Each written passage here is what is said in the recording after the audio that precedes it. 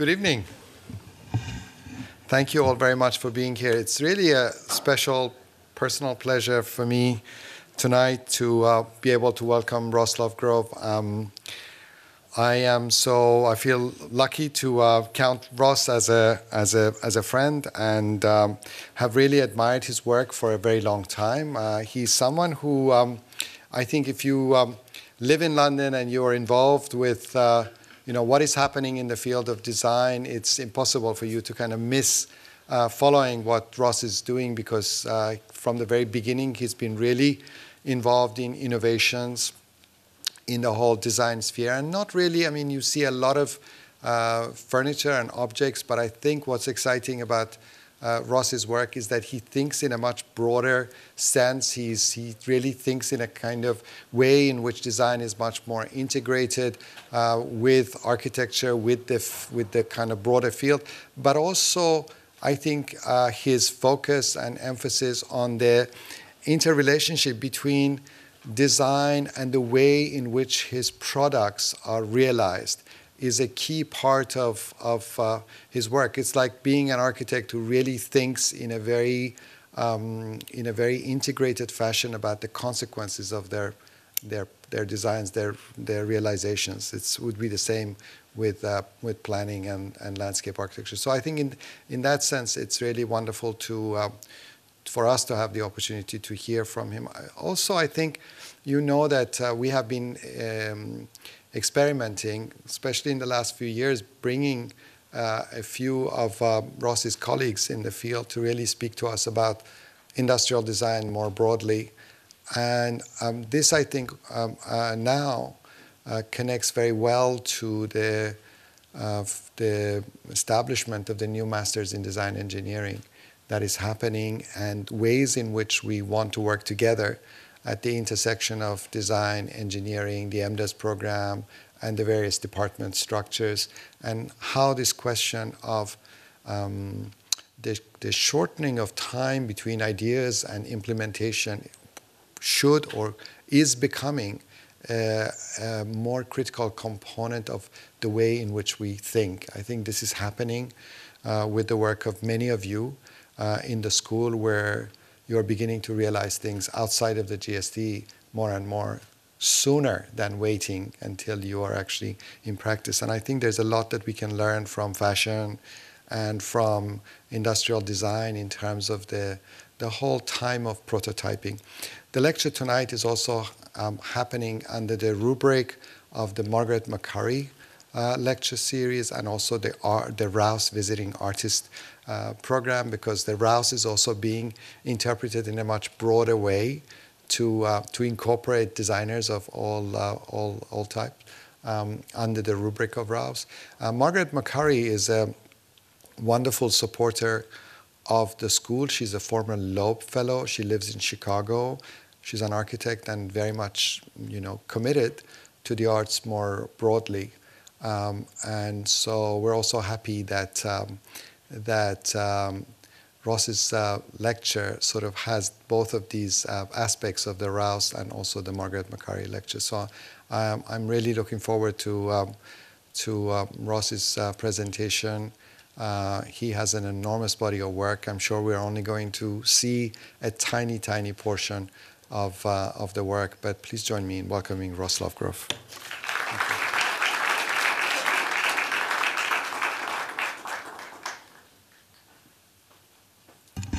He's a lovely man, isn't he? Part of the Whitehead Club. Thank you, Moisen. I mean, it's taken me a while to come here, not literally, but I know I've been due in the past, and I always had a poor excuse, so no more excuses. Okay. I put something together for you tonight that I think is meaningful, and it's something which I think about a lot, and it comes from the fact that it's funny, just time passes. When time passes, you don't really notice, and that's why you accumulate quite a body of work. So it's age and commitment will deliver that. But I'm of a generation, and I know this new kind of Agamemnon beard that I have makes me look much older, but I'm of a generation which was brought up, you know, with a compass, making kind of base geometries, as everybody was before, actually, including my father, my grandfather, even Adolf Hitler made very beautiful compass-based drawings, just to look at, base geometries. And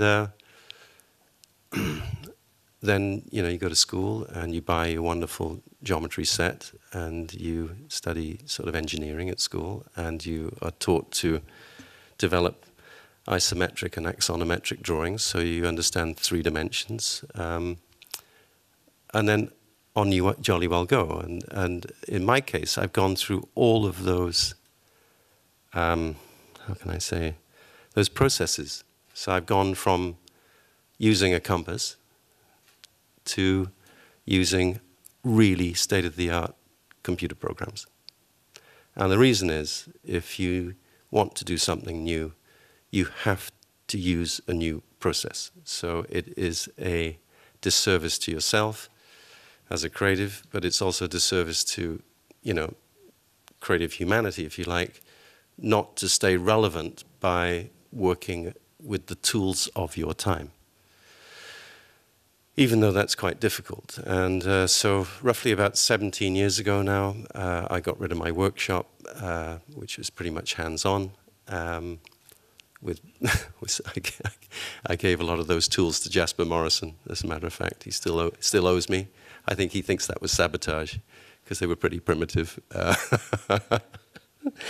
Anyway, and I bought myself one of the first dimension 3D printers. I made that commitment. It was very expensive in those days, without really knowing how to use it. Although I was one of the first studios, if you like, to experiment with computer-aided design. And the first thing we ever did, which I won't show you, was a pen for Louis Vuitton. I have the original images somewhere, and that must have been, well, I know when that was. That was 1990, so that's a long time ago now. Yeah. So what I'm going to share with you today is that transition from analog to digital. But there will be some surprises along the way, you know, because the analog remains incredibly relevant. I mean, to me personally, in my process. I was just up at Aston Martin and invited up for a meeting, and they said incredible things about me that I didn't know. I mean, I actually had tears in my eyes, because I thought that was incredible. And they said that my drawings were a sort of premonition for the computer age, the complexity of the computer age, which I love, by the way, and because I could draw incredibly 3-dimensionally, but in those days you couldn't really make it. You really couldn't. Inspired, don't like the word, but inspired, but embedded with an interest in natural principles.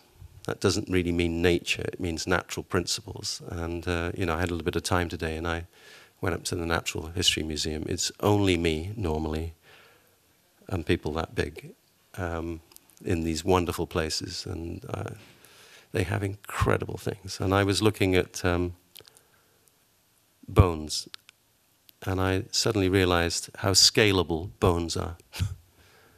That's after all, just that idea how that bones are scalable. Go and look at the skull of the kangaroo and the hips. Incredible. So, and it's not because I'm interested in some kind of, I don't know, weird prehistoric thing, but when things have had so long to evolve, they are really, really purposeful. So what I practice is a form of evolutionary design, but accelerated through the human mind. A, B, C, D, E, A, B, C, D, E, F. ABC. You run sequences, but you can do that in your mind. So, you know, I've got a lot to show you today. I mean, my studio was even complaining, helping me to put it together. So, it's kind of bad weather out there, so I'm prepared to go on a bit if you enjoy what what you see. I really don't want to go back to the hotel room. And by the way, the picture on my wall is hysterical because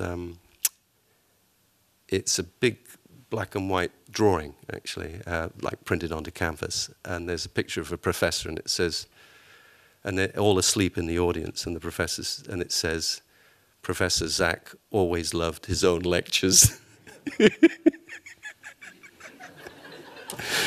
And I wanted to send a picture to somebody, so the guy, the professor, didn't have much of a beard, so I took toothpaste, actually, and I put toothpaste on, and I'm hoping the cleaner doesn't notice, but there's a hell of a smell of toothpaste in my room right now.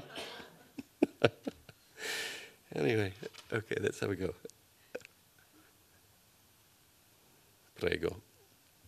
Okay, these are just some shots in my studio. This is how it is. That's my solar car for Swarovski. That's a scale model, and then underneath that you have Villa Matoso, which is actually a piece of architecture. And my son, who's studying at the AA, what I used to do for him is on his birthday I would produce a model for him of his design. So that's an evolution of my design by my son when he was 15, and it's really beautiful, actually. It's a really intelligent piece of work. So Luigi Kalani saw it and tried to make some adjustments, but he was wrong. Anyway, that's yeah, these are just different views. That's why I sit near those orange things which I made. And I like being immersed in my world, and because you do need to be self-referential. Otherwise you drift. And if you ever have the chance to be in Paris, Centre Pompidou, and look at the Brancusi Museum, which has been rebuilt by Renzo Piano, it's incredible. You could sit there all day. It's so beautiful. And in fact, I learned that in his original studio, if anything got sold, he would make a replica and put it back in his studio, because that was it. It was the composition of him in his work. I think that's a really amazing idea.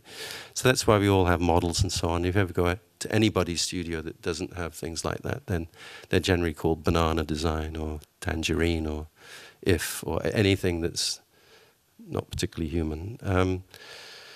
So being immersed in one's world is very important. And you can see, I mean, this is not a setup, it's just the way it is. And there's all sorts of incredible things there, actually. That is a piece of fossilized wood from the desert near Libya. I went, it was 8 hours drive, and then 2 hours into the desert. And my driver got out and started to pray, and it was because it was a petrified forest in the desert. And I asked him with all of my heart if I could have a piece, because that's like taking something from a cemetery. And he let me take that piece. It's very important for me. This is an incredible piece of carbon made by the military for me in Australia. This is, there was a show called Latent Utopias in Graz some years ago. That was with all the architects that you would have known, you know of, and I was invited by Patrick Schumacher to participate. I'm usually the only designer, industrial designer, that participates in architectural investigative exhibitions. There's a new edition of AD magazine which has just been released. It's on parametricism, which we joke is parapatricism, or whatever they say that. And again, I'm the only designer in that, because it's I think there's something in parametricism which we really need to embrace, and I can talk about that later. But this is from Bali. It's a carved jawbone, but honestly, it looks like a 3D print in reality. These are swimming goggles I designed about 25 years ago. This is a carbon fiber chair that never got made. This is the packaging for my Isimaki watch. This is interesting. This is a dialogue between Henry Moore, his drawings, and an idea of making a host for a chair where you could probably take 20 different chairs off the same host. It's interesting. Models for bicycles and so on. So, yeah. And then downstairs, these are oops, I'll go back. Sorry. These are studies for my water bottle, which I'll talk about in a moment. And these are original drawings from my books for my camera, which I never show, which I did at the Royal College in 1982. Yeah, and that's a box camera, which is from about 1928, which I actually gave to Dennis Hopper, so before he died, so he had that one. And this is Solar Seed. I did that in about 94. I experimented with the idea of inflatable architecture with solar canopies and so on, and my staircase. So, yeah, and the idea of just 3D printing your own models regularly, you know. So, right, that's one of my sketchbooks, and I have them made, and I don't know what I'm going to get, and they're real leaves under the real leather. And when they're new, they are incredible. They are so beautiful when they're brand new in the wooden box. And they're made by a very, very old man in Veneto. And they have beautiful paper. And because the books are beautiful, I try and draw and write beautifully in respect for the book. So I train myself to do that. And I feel so disappointed if I ever have to draw anything that I don't believe in those books.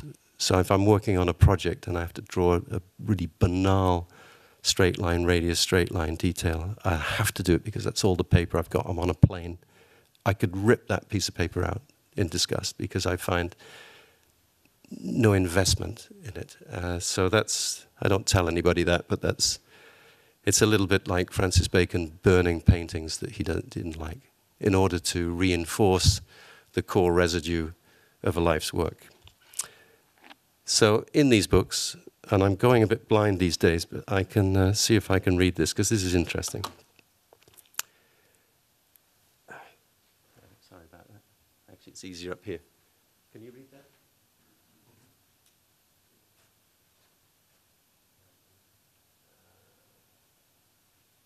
Okay. No, but the right-hand side is probably more interesting. Although, if this was written on 8th of the 8th, 888. Isn't that incredible? 88888. And my father died. My father was born in 1122. That's why I wrote that. Oh, thank you. Thank you. Yeah, 1122, that's my father's birth date, so that's always quite important for me.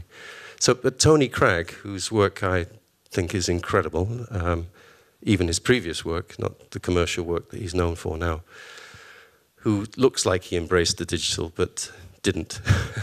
It was analog. This is a very interesting little thing here from a book called In and Out of Material, which is a bit of a Bible for me. And the interviewer says, does a more anarchic diversity in a sculptor's oeuvre worry you or make you anxious? And Tony Cragg replies, not at all.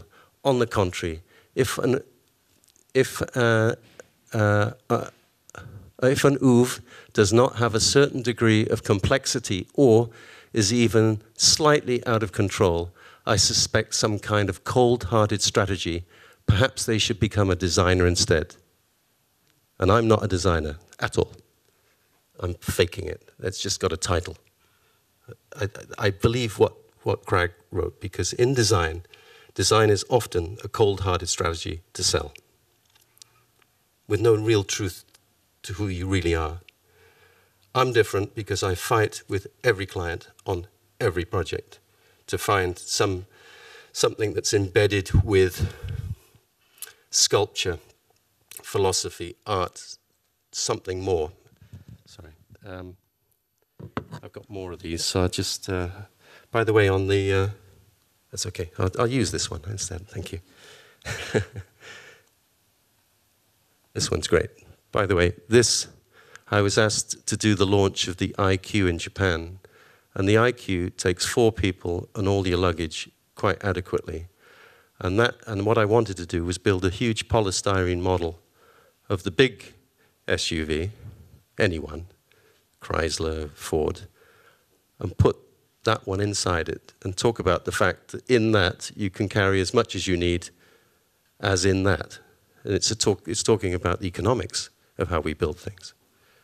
Because you have to think about resources, resource drawdowns. So the idea was you would see that, and then that would be lifted off and it would reveal the car. But more importantly here, this again is Tony Cragg, and I think it's great. Industrial rationalism tends to censor the possibilities of form by lowest common denominator, decision-making, formality, formatting materials, and using cheaply producible geometries. Any other way of making things looks relatively organic. Unfortunately, this ignores the fact that Darwinian evolution assumes a multitude or multiplicity of biological niches in which a multiplicity of species can develop. So I'm really talking about diversity, biodiversity, how we augment the form pool, how we open the whole thing up. And the problem you've got in industrial design, products, is that we are obliged to make that as perfectly as possible and replicate it as perfectly as possible. There's no differentiation at all in those. If there is, it means a fault. Well, I think in the future there will be embedded glitches, there will be mutational way of thinking in the way that architects talk about these things, which is what interests me, the work of Greg Lynn and so on, the way they talk about different strategies of how to make things, which is easy as a model in a college, but in reality it's really difficult. And I've dedicated my life to going from what you see here now to be able to build things which look like they're 3D printed when they're not, because we're not there yet. So this is how I draw in my books, and I do that for me. I don't do that for anybody else. This is just my own level of exploration. Meaningless abstract forms quite often, just to get my mind sort of oiled and moving. If I can't think, I just move. I just went down to see the Frank Auerbach show at the Tate Britain, which is a museum I really love. And I can do that. I can just go out of my studio, go down and look at these things. And there was a video on Frank Auerbach, and my God, people like Auerbach, Bacon, Freud, some of the greatest minds, the most articulate men you could ever imagine. Why? Because their act of creation leaves their mind free. The problem that we all have right now is our minds are so consumed with problem solving that our mind is not free to speculate philosophically. So that's why you're studying. You're studying in order to have that freedom, to be able to speculate, but then keep that speculation when you get out of here in order to push the boundaries. Because that's what people like Patrick and Zaha and blah, blah, blah, that's what they do. They do, at whichever level they can for whichever project.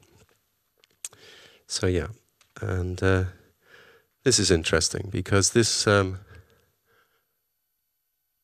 was in Bali again and I made that drawing, but this is interesting for me because this is written obviously horizontal and vertical, 8/8/1688, my birthday, and I can read that, of course, so, you know, whatever. So I experimented with that. And the reason I experimented with that is because when Darwin was on the Beagle, he ran out of paper. So he turned his notebook around and he did that. That's where that comes from. And I saw that from a show in Chicago and it blew my mind, absolutely blew my mind. And I thought, well, wouldn't it be interesting if you push that further? Like that, horizontal, vertical, oblique, twice. But if you change the font, change the colors, change the thickness of your pen, you could go layer upon layer upon layer. I do that for myself. I don't have a client that asks me to do that. I'm exploring layered information because my work is academic. People don't know that, but it is. I like process. I like the research and the development of something. I'm not paid for it, because we're not. And the world of design has become very superficial, very quick, very sketchy, very make it, just go do it, bang, bang, bang, and that's fine. But that's not where I am. And if you look back historically at the importance of drawing, this for me, if I ever had the money and it was ever possible to buy that, I would buy that drawing. It's a set of drawings, they're only small. And when Leonardo da Vinci made this drawing, he set the experiment up. But for me, it's the greatest image of abstraction there is, because when the water was running, he had to look at the paper and draw and then look back at the water, which meant what he saw was not what he saw every time. It was impressionism. So I like that idea of impressionism. I think design is impressionism. I think you feed the mind and then out comes whatever. And in my case, this is a drawing for a water bottle that I designed, where the shape of a bottle or the volume of a bottle meets one's abstract impression of water. This was done on a Wacom tablet, one of the first. And in those days, when they first came out, it was like me, Ron Arad, only a few experimented with it. You had to look here and draw there. And it was weird, because you weren't looking at what you were drawing. So it was even more of an impression. I mean, of course, that seems ridiculous now, but in those days, that was the year 2000, 2001. But that's the impression of what I wanted to create, which was a container for water itself. This is the geometry. These are the NURBS, Of course, the further you extend these, which we do, and then by the time, if you get this surface beautifully perfect, by the time you shrink it back in, you get utter perfection. And that's what I practice. So all the designs that you see, I'm pushing the boundaries way out to an architectural scale. So when I pull them back in to a product scale, they're perfect. And all this is digital information for manufacture. But I really enjoy these images. And when we were doing these in 2001, that was sort of very how can I say? It created a level of optimism in the studio, because we were enjoying the images we were making. But actually, these are images which work. They're not just, random images. And then what you do is you keep the data that you require, and then you skin it, which of course for you guys these days is pretty normal. But in those days, this was very exciting, because you could localize that image and blow it up, and you would have Frank Gehry's Disney Hall or the side of a car. I mean, that's exciting, because it's self-referential and you don't forget, and you feed that back into other things that you do. And then this is how a product like that is generated theoretically. It's called single surface deformation, where you take a base geometry and then you deform it. And it deforms into the object. So a lot of my work looks like it has energy or motion, and it's because my mind is working more like a video than it is. It's not static. In life in motion, everything's got movement. And then this is the solid model, which is milled from that data, which proves out the optical qualities I wish to achieve, in fact, even the weight. And then this is the mold, milled out of aluminium. And then that's the final product. So if you go back now, let's go back. Okay. So you go from that, or let's go that. Sorry, that. No difference. and that's the manufactured product. And that costs about £1.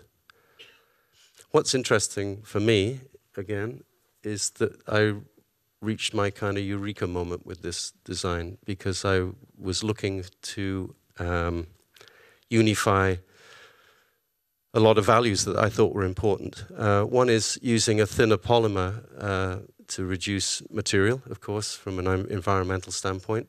To do that, you use this surface tessellation. The surface tessellation gives you strength. Everybody should know that. You should know that from birth. That's embedded in you. Don't need to read that.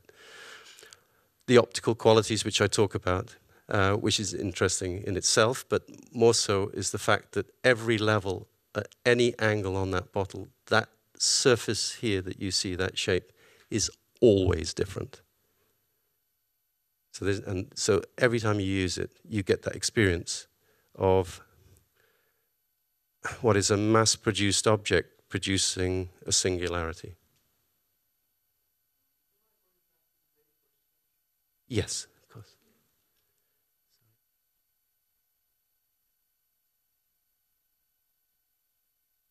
All right, it's a bit slow.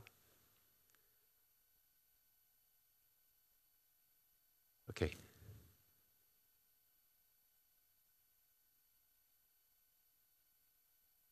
It's a pleasure. We could be here till midnight, but I don't have a problem. I think I've got some Bucky Fuller in my veins. So, oh, right, that's okay. When I did have a workshop, oh, this is such a nice story. I mean, for those of you who are interested in furniture, I don't design much furniture because I have to have a reason to design. So I'll do it if there's a new technology shift or there's a typology I'd like to try. But I generally don't design furniture. But Bernhardt, which is an American company, I got a call from their director of design, Jerry Helling, and I'd never heard of them. And I worked for pretty much all my life, 28, 29 years, for Knoll, off and on. And my first jobs were tracing over the drawings of the great masters from Mies van der Rohe to Breuer. So I can draw proportions of chairs in my sleep from those great architects, which was a very good grounding. So they called me and they said, we'd like a lightweight stacking chair. Never heard of them, never visited them, never looked them up online, only met Jerry, who came to my studio once, which was under a motorway next to a railway line, so it was a terrible studio, but it seemed to do some good things at that time. But he came to see me, I liked him, and out of that came the world's first injection-molded magnesium chair. And when we finished, I did find out what they did at that time, and they did wooden case goods and beds, wood. So if I'd have known what they did, I wouldn't have done that chair. I just don't need to know at all. I think it's good to just jump in sometimes. So that, when I engage with this, I had the workshop, and I made the model myself. And when you make when you have a product like this, I'll show you the components. When you make a product like this, I called Peter Schreier, who's the head of design for Audi. I said, Peter, where can I have magnesium injection molding done? He said, Nuremberg. I said, right, we're going to Nuremberg. And I did this all through Nuremberg. And the first wireframe drawings that were done then were beautiful. I've got one somewhere, which, of course, nothing was kept on disk. I've just got some drawings somewhere. But this, they'll take your model, and what they do is they split it down the middle, conceptually, and they take the best half, and then they mirror it. And when they did that with my chair, if I remember well, it was plus or minus about 3 millimeters. And I made it by hand without a ruler. I just made it. And I can do that anytime, because that's in me. And I like that. I don't do that enough. You know, and when I spent time with Luigi Colani, he said, hey, Ross, just get rid of the computers, make it all by hand. Everything you see, go online, Luigi Colani, write his name down. everything made by hand. I've been there, been to his workshop. It's incredible. But that's a special skill. That's a balance of symmetry in your eye, remembering we're not symmetrical anyway, so you can get away with that idea. So, and this is a celebration of its construction. When they design a car whole, and then they decide how they'll split it up. I think that's beautiful. You could do that with architecture now. You couldn't before, but I think you can do that now. And then the details. You know, the celebration of the split line, how components are fitted together like bones. Go and look at that kangaroo, the skull of the kangaroo, it's incredible. But that hole is there not for decoration at all. It's there because I need to cantilever, I need more structure a little bit further back on the seat, so I have to pull that back to get that. So let's go back. Yes. Oops, sorry. This needs to be pushed back so that it's supported here. So the hole appears very naturally, as in evolution. But actually, when you sit on that chair, that's where your hand goes to pull the chair forward, very naturally. And on what's lovely on a cold day, on a hot day rather, it's a little bit chilly, and you see people who come to my studio cooling their hands on their chair. Nice little touches, which only come about later after you've sort of made the product. I called it alloy, and the marketing team thought that wouldn't sell, so they called it Go, which means nothing to me. Most of my products are like that. They mean nothing to. It's like having a baby that somebody calls Bob, when in fact their name is Roman. That's what happens. So it's called alloy. And if you look at any of my books, I always correct. Because I think it's important to be completely true to yourself in an Issey Miyake way. So, yeah, and where does that lead? That leads on to things like this. I work experimentally, so occasionally I will build pieces, collections, which I pay for. So I take the risk, and I make things which clients would never make, and by definition, that makes them a limited edition. It takes them out of the commercial and into the realm of the true self. So these are milled from solid blocks of aluminium, which are the aircraft grade from Germany. And one of my guys was just so good, Tim. We did all the staircase together, the water bottle, all those things. To try and produce perfect form, looking at the evolution of sculpting. So if you go back Greco-Roman, Roman, working with a hard material, sculpting. By the way, Bernini developed special drills in order to make his work so lightweight and thin. So developing new tools in order to produce new things. And then right up through to Rodin, sculpting with clay and then casting. Henry Moore, working directly with materials, but also casting. So what are the tools of sculpting today? So I thought that computational tools are the way to sculpt for today, to get perfect form, or according to my own values, of course, it's not prescriptive. But you make pieces where the legs feel as if they are absolutely melted out of that surface. It relates back to single surface deformation, which I learnt when I designed my water bottle. So, and I produce pieces like this.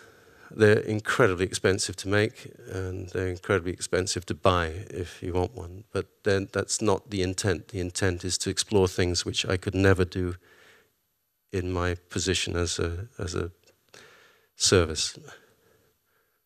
And so you end up producing things like this where I can grow legs wherever I want to grow them. I can do whatever I want. I actually like all of the caustic effects that these generate too. And then what do I learn from that? I put that back into industry. These are speakers for KEF, a British company. They'd spent 12 years trying to develop perfect sound. KEF are a Kent engineering foundry down in Maidstone, and They have great engineers, incredible engineers, but they try to work on perfect sound and they couldn't achieve it. So they asked me if I could try to make a speaker that would deliver perfect sound. And through pure instinct, because I'm not an engineer, I know nothing, it took 8 weeks after their 12-year. This is absolutely true. So we built these, and they're called muon. And I even came up with the name muon. And then I looked at the word muon after, and you should know what muon means. It's a cosmic particle, and in Japanese, it means nothingness, which is incredible. So that instinct that relates to every aspect of what you do is very important. We are losing our instinct. We're being told what to eat, what to do, how to walk, fitness bands, sit down, stand up. It's the wrong way. You have to engage, and you have to develop your instinct. We have an urban existence, and that doesn't deliver instinct. So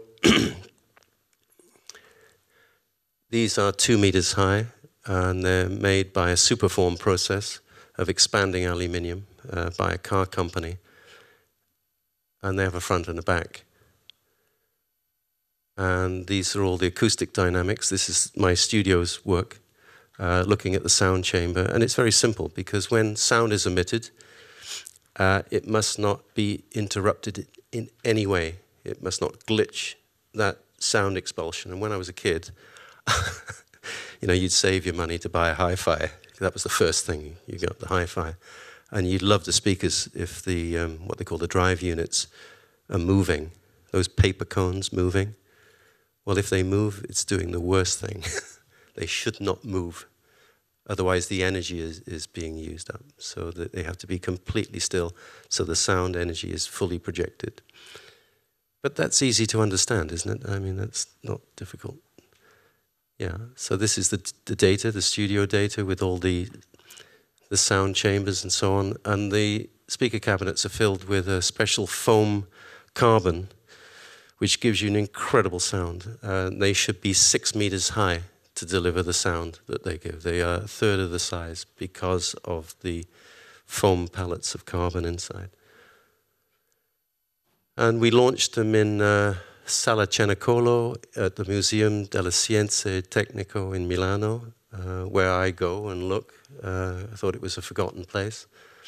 And what I liked was seeing how a mirrored object would reflect its environment. So if you put that in a Tado Ando building, at the Banessa, for example, in Naoshima, it would assume its environment. You put it in a frescoed room like this, it assumes its environment. And we developed this digital floor that would react to the sound waves. So I think there's a video here. Yeah.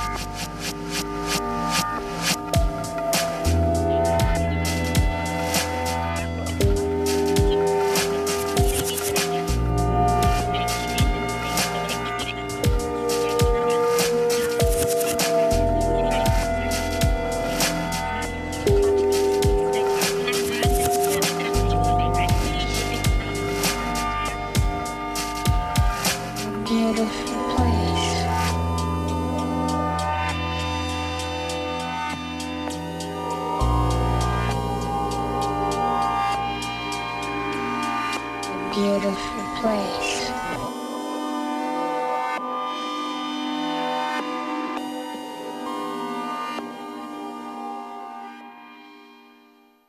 Yeah, when the sound comes out of those, it's like the air. You don't know where the sound comes from at all. And they're so still and human. And the reaction was, one of the reasons I enjoyed doing them was because I got really tired of people having these little buds in their ear and being completely detached from society and individual. And I think sound is a great thing to experience collectively. So that endorsed and reinforced the making of that product. So what did I learn from that? I was invited to design an alpine capsule in Alta Badia in the Dolomite. And when I talked to the client, he didn't want me to build a log cabin or anything near that. So we talked about seasons, and we talked about how you dematerialize an object into seasons. So it started to go into this reflective object again, the idea of a UFO landing. He was an extraordinary man because he used to fly a light aircraft to Venice for a coffee, and he kept this light aircraft on the top of the mountain, and his wife didn't know about it. And they lived on the top of them. I don't know how his wife didn't know about the existence of the aircraft. He'd probably just disappear for a few hours just to go to Venice for a cup of coffee. But he was an incredible man. And so we talked about the idea of seasons. And at that time, Andrea Morganti, who was senior at Future Systems, he worked directly with Jan Kaplitsky, who was a friend. And we thought about this idea of a capsule, like a space capsule, but on Earth, but with all creature comforts. So everything is the most comfort that you could ever give anybody. So you could put this object anywhere in remote places, completely autonomous and off-grid. And to do that, we looked at developing what was called a solar plant. So you have wind generation, which of course works at night, and then solar deployment. And the capsule itself was made out of a very, very thick acrylic, which was mirrored with a one-way mirror, one-way or two-way, depending on how you look at it. But this, when you're inside, you can see outside, but people can't see inside. So you have incredible privacy, but you could be in the mountains with beautiful climate control, beautiful air, beautiful everything, perfect. And have this incredible view. And you could go there with somebody you love, make love, or you could go there and with your children and read books. You could go there to meditate. And I think that's a whole new idea of getting out of urban environments and back into nature, but completely upholding and maintaining the technocracy of that experience.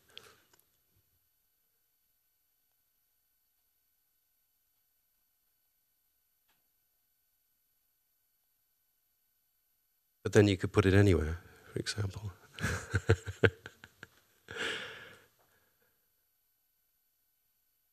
Yeah, all those rooftops around the world. Yeah. Yeah, and then we move on to back to some digital data here. So working on limited editions, things that test my own ideas. This is called ginkgo carbon. It's a carbon fiber table, and it's made, you never see things like this because it's both sides are perfect. Normally when you see anything from carbon in Formula One or in aviation, there's one good side and then there's one bad side because they're used in an engineering, carbon is often used in engineering fashion.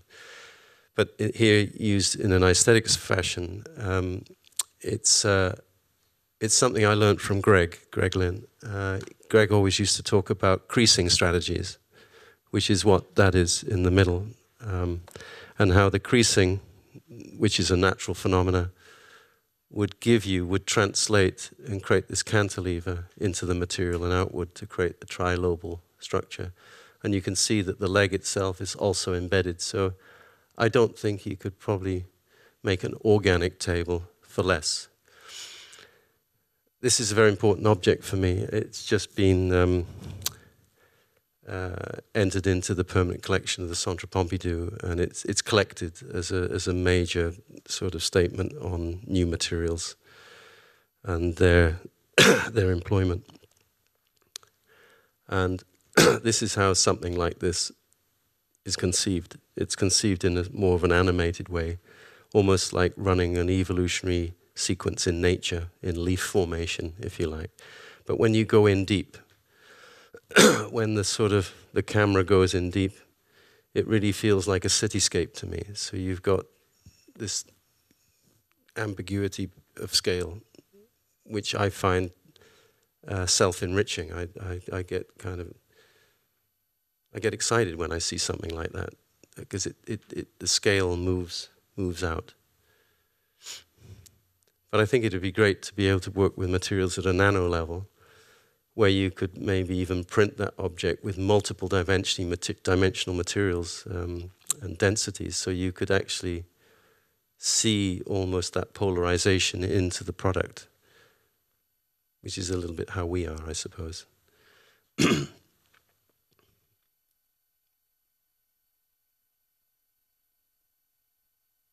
I mean, that's a very old video now. That's about 15 years ago, that one. So, but it's still relevant to what I do. So I'll just move on, because I think we don't have too much time. So that's the final object. And then what do I learn from that? Because that's my private research. I'm asked to design a suitcase for Globetrotter, which is a company that innovated 117 years ago now with fiber, vulcanized fiber, where they would impregnate fiber with rubber, and you get this waterproof, they do these waterproof cases. So they asked me if I could do the Globetrotter 110, and I thought, well, they have the provenance to work with fiber, so I worked with carbon fiber. And this material here was developed for me by Toray, which is the biggest producer of carbon in the world, in Japan, and it's triaxial carbon. It's a very special material. And from that, I built this. It took me 2 years. And the form is derived from pressurization. So it's almost as if you built a box, and then you blew air into that box, and you just slightly push the surfaces out. If you engage with the object, you really feel that. It's the world's lightest suitcase. It's 1.35 kilos. It's nothing, absolutely nothing. And if you look at the handle here, you think, well, what's going on? But actually, children draw handles like that. But they crush your fingers. They squeeze your fingers together. So this works like a spring, and it sort of bounces when you, the more weight you put into it, the more it expands. If the average weight of a carry-on is around 7.5, 8 kilos, this gives you 6+ kilos for your clothes. Most cases weigh, if you're lucky, 3 kilos. If you're unlucky, 5 kilos. So you've only got 2.5 kilos worth of content. That doesn't make sense to me. And if you know how many people fly around the world, including myself, every year, the numbers are staggering. So lightness and dematerialization for me is everything, and I've worked on aviation and so on. And when I did Japan Airlines first class, it was so difficult for me, because the first class seat, the mechanism alone that I inherited, because you can't change anything, is 240 kilos. Well, try flying 240 kilos from Boston to Sydney. It doesn't make sense. That's without the passenger. That's without everything else on it. There's some madness. And every time I fly, I was lucky enough to come here first class. Thank you very much. I didn't expect that. Anyway, I was in economy, but I sneaked into first class. They brought the trolley around trying to sell me something, and I just think, it's madness. It's madness trying to sell you a cheap bottle of something on an aircraft. I mean, that has to stop. So this is more of a sort of act of humanity rather than a suitcase. And if you look inside, this is the triaxial carbon, which has that lovely military quality. You know, military is often associated with authority and authoritative use of materials for reason. So when you see it on a product, Konstantin Gricic did a great show in the Serpentine called Design Now, and he exhibited this, you know, which is great. But you see there's no lining at all in it, because I worked out that the lining would weigh 400 grams. And I thought across the production run, why don't you just put your phone in your socks or your laptop in your sweater? You don't need lining in a suitcase. It's just a box. So, you know, these are the things that I get engaged with because of this flip-flopping between my investment in research and understanding, so that when I'm, as a primer for when I'm asked to design. So when I'm off, when I'm not designing, I'm designing. I'm never off. You can't be. You've got such a short, silly little life. It's nothing. Your life is nothing. You have to absolutely invest. You have to be totally embedded in what you do. And it's fast moving these days. So yeah, these are sort of just some details. Okay. And then where do I go from that? This is called Ridon, which is back to my exploration of contemporary sculpture.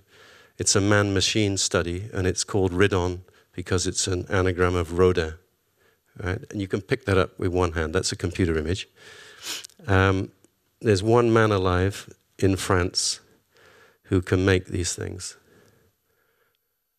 That's made from carbon. It's and by hand, like a seamstress, all with the cutting. I mean, it's incredible. But this man now works for Frank Stella, so this will never be made again. I can't. He's completely booked up to the rest of time because Frank is a successful artist and probably paying him a lot of money. So those days are over. But when you pick this up and you invert it, you put it on its end, it looks like it's something from the baleine, like a whale family. It doesn't really feel, it's sort of a motorbike, it's not a motorbike, it's inspired by Bocconi's Running Man, which for me, if I ever had the money, that's another thing I could live with.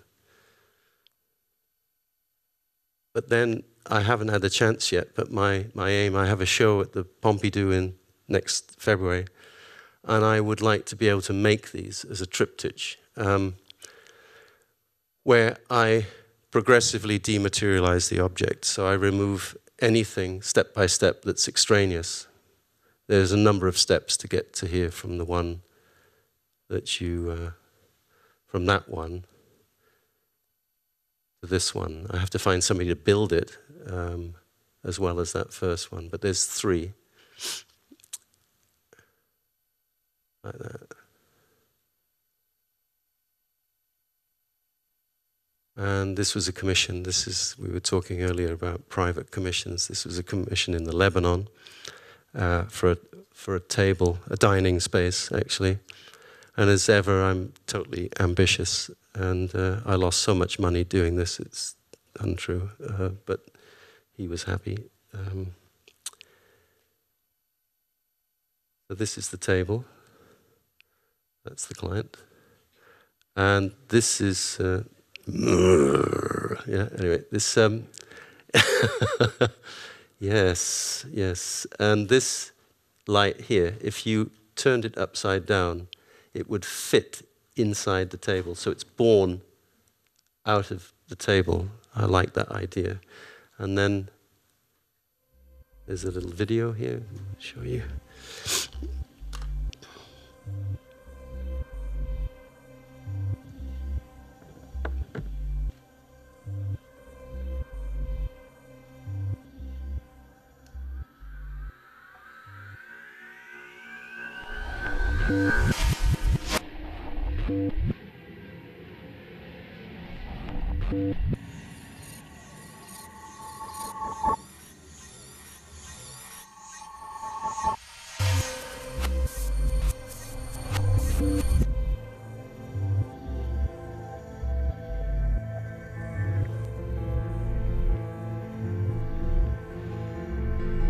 I don't employ designers at all. I employ automotive designers and architects. I take them from Angevin to AA, ETH, Bartlett. That's who I work with, because I train architects to work in industrial design, because they have great process. When they go through schools like this, they come out the other end with a good academic mind, a process-led mind. And I like to take that process-led mind and then teach them how to make things, because I think that's the only way to make progress in industrial design. And that's why if you look at the broader field is full of banal objects. It's too easy. Easy process, easy product. No time, no product. You have to invest, you have to go deep. And it's not easy, I have to say, because it's getting ever more complex, and I can't find the clients. That's the problem. I can't find the people who understand or who are prepared to go the distance for that level of investment. The work I'm doing now, which I can't show, is incredibly complex. And I have to do everything. I have to do the tooling, the whole thing. Otherwise, my client doesn't understand, but I don't get paid for it. But if I don't do it, nothing gets made. So this void illusion, I did that with Christoph Hermann, who was a graduate of the Angewandte, a great guy. I mean, I've employed people like Julia Kerner, for example. She does all the dresses for Iris van Herpen.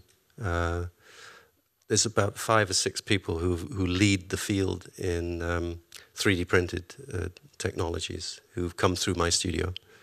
Dumene employ a great bandwidth of digital architects, not industrial designers. And this is the chair that goes with that. And it's very, very sophisticated form. I'm interested in these glitches of strangeness that you get. These took months to make each. I mean, just this idea of a single entity, Anyway, I was saying earlier, I don't have one. Often it's the case. I do these things. I don't even own one myself. So if you ever get a gift from me, I probably had to buy it at duty free, because I don't get anything for free. I'll try and move a little bit quicker now. This is a project I did for Swarovski. It's Swarovski Crystal Aerospace.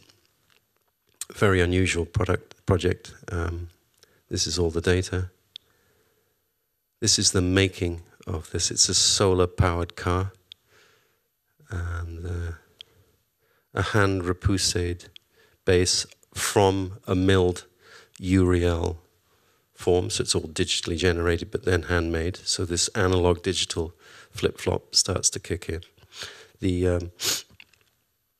The layout of all the solar cells, that's a single rhomboidal shape, but it fits the full form.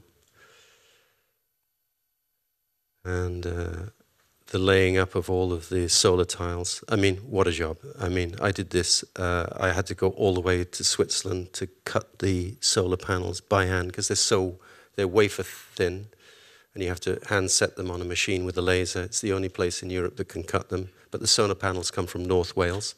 Then something else comes from somewhere else. I had to buy extra seats on the plane because they're so delicate. I had to keep them next to me on the plane. The whole project, all of this, even developing, there's 1,000 tiles, and these are all hand-selected colors. And here you have a crystal cell on a 3D printed base. And I have a world patent on these crystals, because what happens is the light hits the crystal and disseminates all the light equally onto the tile. Yep. So that was the idea.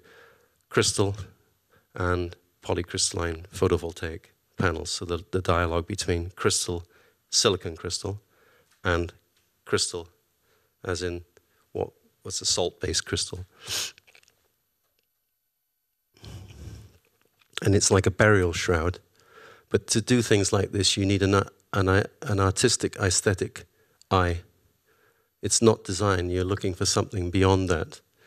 The power of something that moves you, like looking at a burial shroud, from China. And then you arrive at something like this. And this object, roughly 4 meters,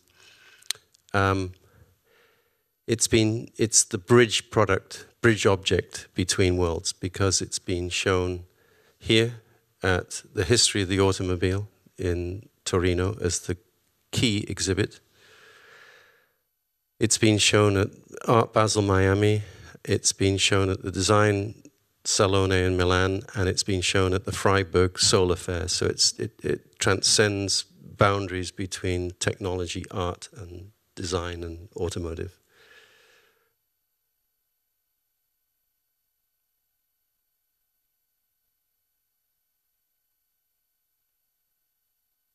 And Julia Kerner did this video for me. I'm sure she doesn't want you to know that because it seems so primitive, but I still like it. I think I did this about 15 or 16 years ago as well. But what this shows is how a single seat object, through a morphology, can become a four-seater object. The same object. This is what evolution is about. This is how fish evolve. This is how horses evolve. How everything evolves. You have 3 points of stability moving into 4 points of stability. So it's just, as I always demonstrated, it's like that. That's what happens. Something grows in order to compensate for something that's evolving or missing as that species, is evolving. And then this is the staircase in my studio. It's called DNA. It's a dual composite module with carbon and fiberglass. And it's a repeat module, like that. And it has this inner handrail, which gives it its incredible strength, which you use when you use that's my studio, so I'm using that every day. And then a virtually unsupported carbon handrail, because it's carbon and you can do that. So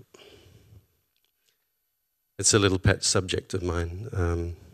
That's the stereolithography, the first stereolithography of it.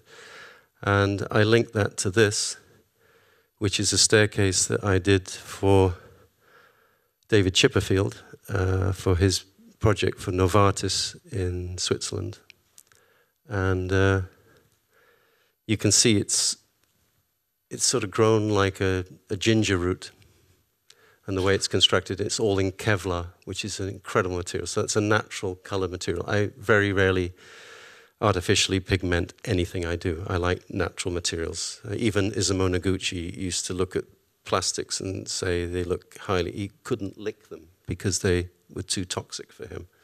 So the naturalness of materials are very important. And, we need to start doing that with cars and so on. We shouldn't paint objects because paint ruins all of our water table. So we need to find, I like composites and those alternatives because you don't need to paint them. So there's enough color in the natural world for me. Yeah, so it's an 8-story staircase, and what you can't appreciate, but if you walk on it, it has the slightest imperceptible curve on the heel. You can't really see it. But when you walk, when your heel goes down, it gently pushes you forward. I mean, it's so comfortable to walk on that staircase. And because it's Kevlar, it's stiff, but it's lightweight. And it's bizarre to walk on something that is incredibly strong, but it's lightweight without being able to know it's lightweight. It's about intuition. Yeah, and you see they're molded this way in order to amplify the lightness of the step. So they're where sort of bioengineering meets normal engineering. And of course in there are all I-beams and all pretty boring stuff. And then quickly, this is a project for Lasvit, a company in Bohemia. I developed a whole new, they asked me for some hanging glass lights, and I said no. So I said, I'll do this instead. And this is a whole architectural glazing system took about 2 years, where we have automated molds which can be shifted to give you very different optical densities. Again, I did this with my architectural people. And what's interesting, if you glaze a building, it means that if you have places where you need a higher density of privacy, you can densify that. And then even if you sit down, you could probably have more transparency. So you can look out when you're working, and when you stand up, maybe it becomes denser, or the bathrooms or whatever. So that's and you can do incredible things with glass. Again, what I learn is all about the caustic energy that you get through light penetration. And I did all of this with Elisa Andrasek of BioThing. She developed all this projection for me, which is like sort of being under the sea, really.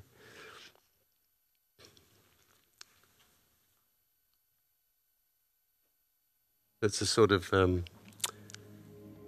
it's got a bit of the sort of Farnsworth House or Barcelona Pavilion quality, but done in a very simple way, very simple construction.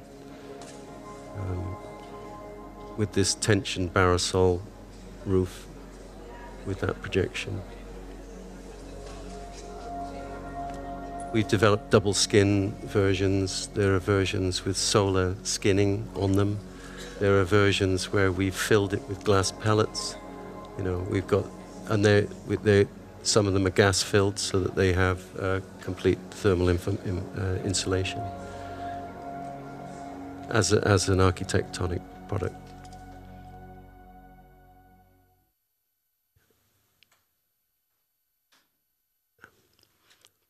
This is called cellular automata. I took a scan through a living human being, through the spine, and then this is a stereolithography, in fact, of that, amplified it 1 million times, and then subjected it to base engineering forces. And I made a series of 6 elements, which was shown in an exhibition with Tokujin Yoshioka in 2121 in Japan, called Second Nature. And when you're with these objects, and they're quite big objects, when you're with them, they have a human dimension. I can't explain it, because they come from deep inside the human physiognomy. But they have very architectonic elements sometimes. So if you change the amplification of the cell, you get very different things. So, yeah. Good night. Yeah. So this is the scale. They were the largest stereolithographies at their time in Japan. They're very delicate. I've got them in the studio. I'm just hoping the Polish cleaner never knocks them, but they seem to survive. And then we go back to the sketchbook. After all these years of working, you go right back to that. And where are we now? This is interesting. This is something I'm developing for the Pompidou. And I'm trying to describe the infinity of the human mind, the creative mind. And when I went down to the Judd Foundation in Marfa, Texas, Anna, we were talking about that today, I was blown away by those 2 sheds which have these elements which are supposedly built from the same geometry, but they go on forever. I think there are 52 of these sculptural elements. Okay, they're linear, they're not organic, but they could go on ad infinitum, and I'm curious of that. So I'm proposing, if I can, they're very expensive to build, I have to kind of align myself with some institution, is I want to build 100 chairs based on Carlo Molino-esque base geometries, organic, and then see how far I can mutate and push these. And I've built a few so far at my own expense. But this is how they start. They start like this. I'm talking about inversion, blah, blah, blah. Okay. And then this is the data.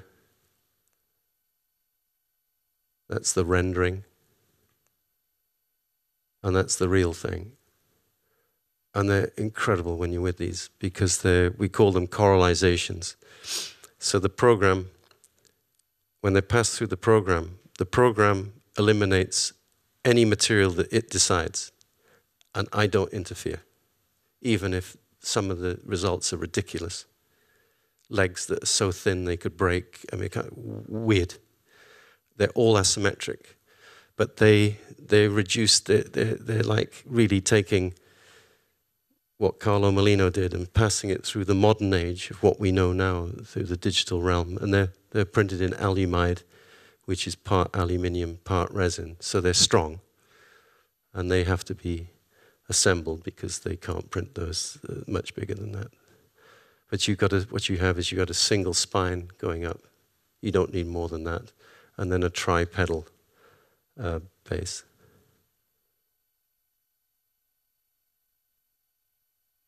And then I'm just getting to the end now. This is the work I do with Artemide in Milan, completely transform their industry because I introduced them to milling and 3D printing. So I've done that over the last 10 years, and it's transformed the way that they work. That, by the way, looks very expensive. I mean, it's quite a large object. It's called Cosmic Angel with these special lights, which, of course, that's a reflector.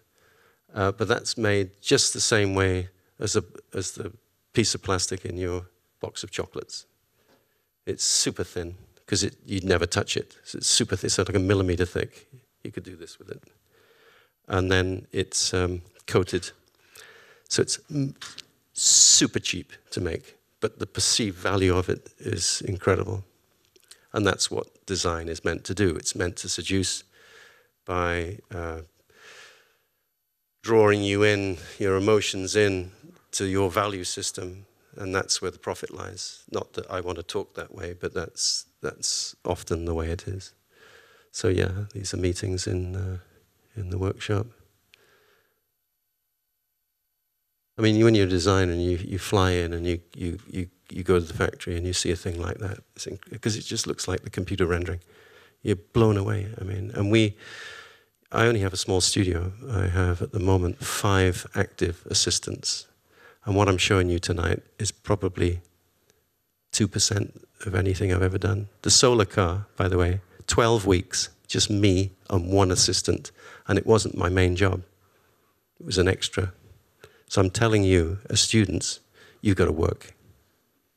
You really have to work. Otherwise, you're nobody. You're going to come out of here. Okay, Harvard, great. You can wear the T-shirt. I've just bought some for my family today, so they can all say they went to Harvard. Yeah. Instead of a cheap state school somewhere in Wales, they can cheat and pretend they did. But it means nothing unless you come out of here and become somebody and push some boundaries. I'm in the field of industrial design, and there are very few that we're all friends, all the people who do all the good stuff. We're all, like in architecture, it's the same. And I get so excited when I see great things by friends, like Constantine or Jasper. I love it, even though I don't do what they do. And they go, "Oh, Ross, Jesus, what you do is just too complicated. Forget it." But you got to stick with it, because we're living in an age now where a lot of the models that you see on display outside are alluding to that. I mean, if Gaudi had ever listened to anybody in his time, nothing would have happened. I mean, you just got to go for it in a kind of blind way, and then be very assertive. You deliver a very strong case. If you deliver a very strong case, in this case, this is light, so this is reflective surfaces, so you can't argue with that. Yeah. But the reason I show it, because I tried to put this talk together so that there was some kind of continuity. So just hold this surface in your mind. That's a diatom. And this is some of the original data for a chair that I just finished for Moroso, which is called diatom. That's the computer image, and you can see this surface here. And it's only with people who understand computational design, algorithms, and parametricism that you can do things like this, because that's not just a pattern. It's a structural pattern, which means that you can actually use a thinner gauge of aluminium. So like my water bottle, 20 years before, you don't lose anything that traces your lineage of your thought process. This lightens the material, and what it does is it lifts you slightly away from the chair, so you're comfortable, so there's air circulation around the chair, so when it's outside, it's cool. But the main idea is this. You see these holes? You see? When I was thinking how I could design a new stacking chair, I was thinking, oh, the legs could go like this, the legs could go like that, and I thought, oh, stuff it. I said, let's just go straight through the thing. And that's what happened. And when this was launched, which was 2013.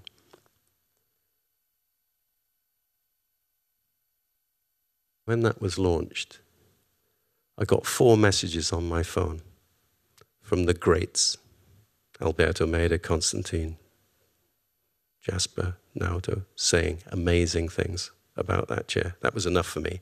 I didn't expect to get any royalties. I just got fantastic messages from people who I think do incredible work. So that's enough, at that level. And these are all the first pressings. You go to the factory, you work with everybody, you do your job. And then you arrive at a product like that.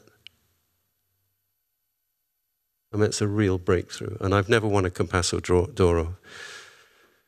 But I'm up for one this year with this, so fingers crossed, because I would like to. But in the old days, they give you a golden compass. Today, they just give you a certificate with a drawing on it. So it's a pity.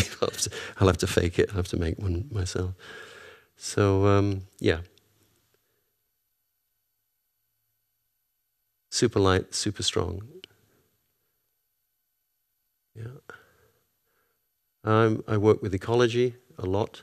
And when I was 16, I designed a windmill, which I guarantee to you was not very trendy when I was 16, to tell your friends you were designing a windmill.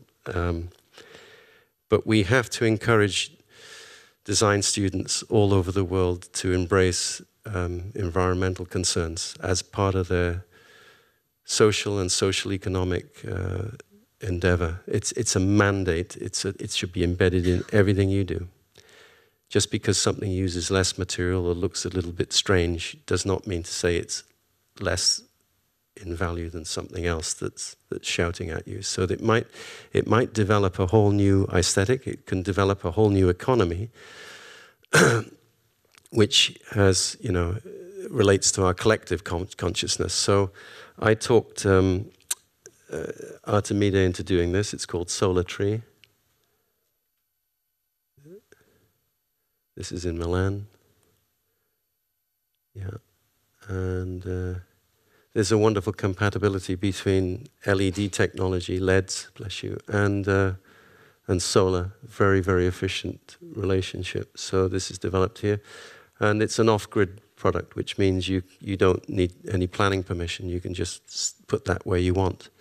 And there are 10 heads which collect energy, feed them into batteries in the base, which stabilize the tree through weight. And then you've got 4 heads which deliver high lumens at night. And I watched this program years ago about an old lady in Africa who, I don't know where, a grandmother who spent all her savings to buy a solar panel for her grandchildren because they couldn't read at night. And here, I just think it'd be great if people can read a newspaper or a book at night. I mean, this is an academic, you're Harvard. So, okay, it's too cold at the moment, but, that idea that you have points where you could meet people, maybe plug in your phone, recharge your phone, or get some free energy. Nothing's free these days. So I think it'd be great if there was some free energy in society, and then later it's been designed to maybe recharge electric vehicles and so on. So, yeah. And that's what it is. And I was thinking, what could you do in the future? Because, you know, I work with what I know and what I don't know. So I work on total speculation most of the time. And so amazing if in the future, through biomimetic technologies, you could have a streetlight that actually followed the sun. So it optimized the solar gain,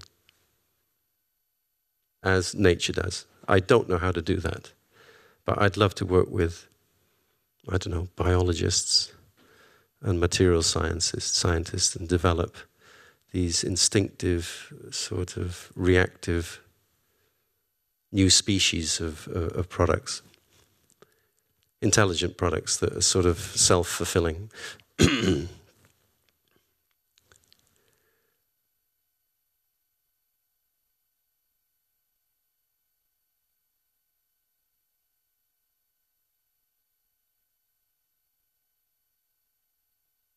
Okay, I'll just move on because I know we're getting late. So I've been working on this for about 18 years now. This is my answer to autonomous transportation for cities. And it's called Car on a Stick. And I'll show you in a minute what that means.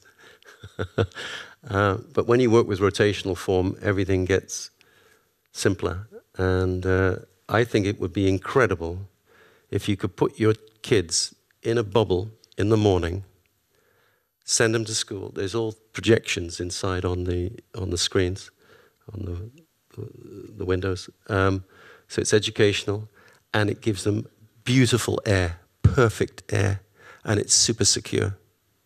So you just pop them off. It's just a delivery system for humans.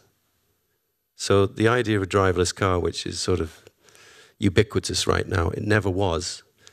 And I've been pushing hard. We tried to develop this for the city of Lille, but that didn't work at one time. I'm dealing with Elon Musk right now, so maybe that's something that could come out of that relationship. But it has a solar canopy, the lights, and the simple lightweight netting seats. And okay. And what I like about the key idea of this is, you know, when you live in a place like London, it's infested with cars. And nobody questions this, by the way. I mean, they're everywhere. And you have to negotiate these vehicles. And by the way, we have terrible air pollution in London. It's really bad because of our buses and our lovely black cabs. The diesel is slowly killing us. When I walk to my studio in the mornings, I mean, I'm going to have to wear a mask. It's starting to get really bad. So cars, for me, are taking up all the terrestrial plane. And the terrestrial plane should be for human beings. So I'm saying that this is it during the day. And then you park it on a proboscis here. Of course, you get out. And then this this lifts up. And at night, it's a street light. Yep. These are street lights based on my work for Artemide. You see that? Like that. And the doors all open easily and so on. And they have, you know, I've lectured all over the world and shown this. And these ideas, the idea of proximity sensors, and satellite navigation have existed for a long time. So what doesn't sound new today, standing here in Harvard, was very new back then. It's a flocking strategy, as we see in nature, in fish or in birds. They just don't touch each other. Well, we can harness that kind of level of biomimicry, so they will never crash. When you speak to car designers are just waiting for the day when, you know, embedded AI within vehicles denies them crashing. That means they can make a material for probably a third of the material. Most of the material now goes into the safety aspects of cars, which is also not good for the planet because we're using too many resources to build things. As my sketch in the sketchbook, they're too big, they're too heavy, they're too big. We're developing super lightweight glass now. There's all sorts of things going on which allow ideas like this to really become reality. It's funny because Yves Behar asked me to give a talk down in his studio in San Francisco, and I was showing this. And I said, this is the future. He said, it can't be the future. I said, why not? He said, because copy scan will not exist. Sorry, I found that funny. Okay, but wouldn't it be great if, you know, mothers with babies can walk really effortlessly between these vehicles? And what's great is that doesn't exist anymore. So it means the same surface would become the sidewalk. And we have materials on Earth which we consider very valuable, but which are incredibly abundant, like marble, for example. There's a lot of marble around. Imagine going to a city with white marble. I walked twice today across this Harvard yard, and when I got out the gate, where they have some benches and the vans, they have a white granite floor. And it was a cold day, and you know what? I felt so much better walking on that light floor than I did walking through the yard. Just that simple thing. Or when you drive and you go on a lighter asphalt, it feels so modern. That psychology of space, integration, light, physical light in cities, security, how we modern, you know, we've got great advances in architecture, but we don't have great advances in the system. This was one of the first renderings I did years ago, and it's shown outside Sendai Mediatek, designed by Toyo Ito. And by the way, I designed the top floor of that. Incredible, isn't it? I went to Venice to the Biennale one year, and he was showing the project. There was a little acrylic cube with some holes drilled through it, and I was so emotional. I thought it was incredible. Tears. I thought it was incredible. It was in a brick room where they showed the competition entry with all the dates and the photographs. Very easy, very studenty. And then literally about 6 months later, I got a call from his office saying, would I design the top floor? So, you know, that's how my life is. I don't dictate anything, bless you. I don't call anybody. I don't ask anybody to design anything. What you show is where you go. So we're coming to the end, but what I wanted to show you here is context, because there's that old idea that when you saw Villa Savoy by Corbusier with the car outside, the car looks so old. Well, modern architecture is starting to be so progressive that what's that exchange now between automotive transportation system, buses, movement, people, and architecture? Why can't you park your car in your house? Why can't you park your car on the front of your house? Look, stick it on the front of your house. Why can't it be an extra room? Half in the house, half out the house. Because it's a huge investment in the car. Is a much higher investment per square millimeter than a house would ever be. So why can't it be considered as a part of a house? I mean, I find, or as a generator system for an energy generated system for the house. So that synergy between, or the coexistence between your mode of transport and your mode of living, I think, should be explored. A vision of the future. Just imagine, in association with Ericsson. My name is Ross Lovegrove. I'm a designer who believes in organic essentialism, which means using nothing more and nothing less than is needed. A symbol of 21st century consumerism is the car, and as emerging cultures embrace it, that number is set to explode. These are issues which need to be addressed. Car on a Stick is a super lightweight bubble that is directed by state-of-the-art satellite navigation technology. It is clean and has high visibility so that the passengers can enjoy the city and the city can enjoy the passenger. The car has a solar canopy which recharges during the day. It's parked on a hydraulic stick which lifts into the air, and in the evening it miraculously becomes a street lamp. In the future we're going to have to get used to ideas that transform our lives, more organic, more dynamic, and significantly different than what we know today. Just imagine, in association with Ericsson. Okay, this is the end. If you converge all that way of thinking, so that you have to understand what I said to you when I first stood up here tonight, talking about analog to digital over, you know, I designed my first thing when I was 16, and I'm coming up to 58, so I've been doing this for 42 years. But I want to get better, because now we're living in an age where, there's great things going on. We're living through a renaissance. Like, it's incredible what's being developed. You can look on Flipboard every day, and there are things being developed every day in biotech. I mean, it's incredible what you see. It's the most amazing time to be living, because we've got problems to work against. That's why great art, seems to have a problem to work against. That's why Chinese art came to the fore, because it had comments, you know. So design, if you look at medicine, you look at everything, transportation, aviation, how we move, how we eat, how we 3D print food, how we replace meat with something else. I mean, how we feed everybody. I mean, a post, hydrocarbon economy, we should be really aiming towards that. How do you put all that together? And that's only part of what I'm really trying to talk about tonight. That should be embedded. That should be unquestionable. And you're only as good as your client, really. You're only as good as, because I don't make things. I mean, I have to convince clients to do things. So I've always had a really strong relationship with France, with the French, with Paris. And I've worked on a number of iconographic projects there. And so a while back, Renault came to me and they said, oh, we'd like to develop a new small electric car. Would you be interested? And the thing is, I like Renault because they're a democratic brand. They're not a big snobby.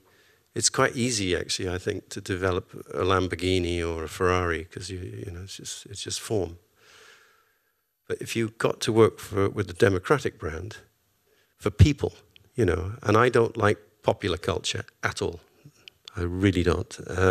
But I do like universal consciousness. That's a very nice way of putting it, I think, in way of thinking about how like-minded people aspire to those same things, instead of being fed hamburgers and all the things which are bad for you. So I don't like popular culture, but I think if we're going to go into mass anything, it should be mass individualism. So thoughts on 3D printing, which I'm going to just end with in a second, will help us. But in the short term, I'm going to show you this, which is my car. It's called the Twin Z.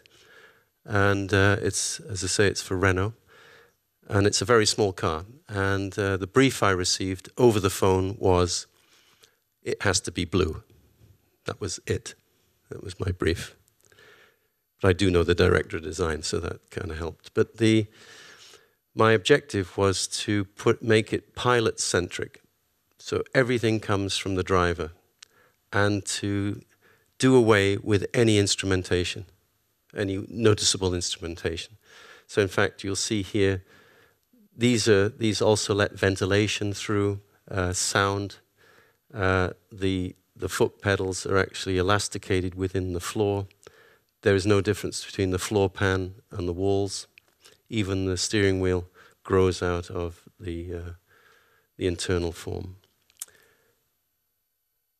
And this is all parametrically modeled.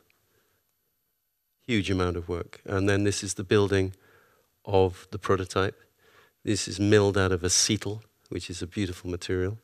You can see how trying to get all the lines to converge on the driver.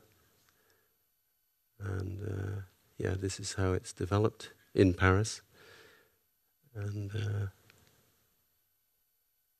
I'm sure I'm back to my sketchbook after all this time again, and I'll show you why. These are my drawings for the roof of the car, looking at chlorophyllic solar panels. I wanted to develop a very special solar panel system. So these are two ideas for that with an integrated light. And that's the roof, that's the computer image. And what happens is when you brake, there's an immediate sort of boof, and then everything migrates over the top of the car. And So this is looking at the wheel, because I like material transition. And what's beautiful about cars, or could be, is that one material naturally converges into another. I love that. I love the fact that, you know, the metal goes into the glass and goes into the rubber. I think that's amazing. As an entity, like an insect. Again, go to the museum because they have incredible insects I was looking at today. And, you know, I couldn't do it, but I wanted to have a breathable steering wheel, so this was oxygen that was pumped out to keep the driver fresh. That sponginess I thought would be good, but this was my main focus. So you see the evolutionary development in terms of transference, structural transference from the hub to the rim across this kind of bandwidth, which arrived at this, which is 3D printed. It's this.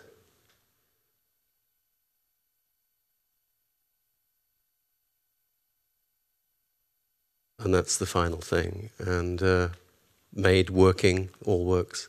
And then even the way that these then get cut into the tire, they're bicolored tiles made for me, especially by Michelin in La Chaux-de-Fonds. Not La Chaux-de-Fonds, down in, where's that? Where they play rugby. Anyway, I used to go down there and develop these tires. And the body, you'll see, is super matte. And my thinking was that most cars are kind of shiny on the outside and matte on the inside. And I thought, wouldn't it be interesting if you reversed that? So I found the man who mixed the pigment for Yves Klein, French, and I tried to develop the driest ever pigment. I mean, most of the paint fell off the car, but then we got it to stay on, because I just want the car to be as dead as possible on the outside. And then back to the sketchbook, looking at how it breathes through the floor. These are the seats, which are like a tennis racket. They're a single carbon fiber molding with a net bag over it. Most car seats are made up of about 20 different materials. They're the things which give away the age of a car, because the foam degrades and they get smelly, and there just seems to be something very archaic about a car seat. And then on the right, these are all the studies for the light migration from the rear brake lights through the roof. And then this is the development of the interior. I mean, it's a small car, so to optimize space, you have to really thin everything down. And then these are the seats, all working. That's a drivable car. And the roofscape, like that.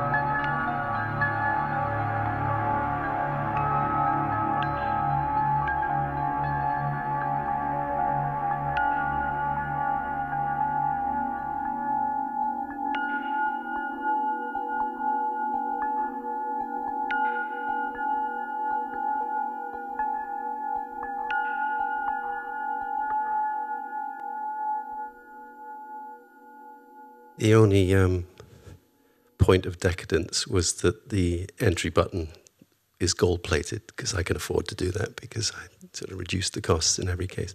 Now, I'm going to end on a couple of things, because that's a branded project. Very French, very blue, very French. And cars shouldn't have the brand in them. I mean, you should be here thinking about projects without brands, because they kill it. A car is a car. It's not a branded object. I think this is the mistake that all the car companies make, the car students, automotive design students. So I did a project in Kortrijk in Belgium with Greg Lynn participated in that one. And I developed something called instinctive override, which is one of my last things I want to tell you about. I wanted to produce a mammalian type car.